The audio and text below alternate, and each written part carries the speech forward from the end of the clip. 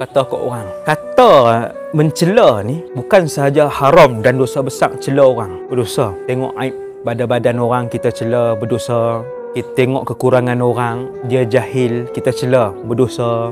Bukan sahaja Islam ni, bukan sahaja agama yang jaga jangan cela orang, tetapi Islam juga tidak membenarkan kita cela binatang. Subhanallah. Mencela binatang, kita tengok anjing jalanan, anjing kurap, kita kata busuk hang anjing. Kita cela binatang tu. Itu bukan sifat seorang Muslim. Nabi tidak mengajar mulut seorang Muslim untuk mencela sekalipun binatang yang kotor, binatang yang cacat, binatang yang busuk dan sebagainya. Dan di sana ada hadis-hadis yang sahih tentang larangan Rasulullah daripada mencela makanan. Minuman ke tak sedap, makanan tak sedap, dia cela makanan dan minuman tu. Dilarang oleh Rasulullah SAW. Inishtahahu akal wa illam yashtahihi tarak. Nabi kalau makanan tu tak elok, terlampau masam, dah buruk, dah busuk, tak sedap, Nabi tak buat muka apa SAW. Nabi hanya tinggal je.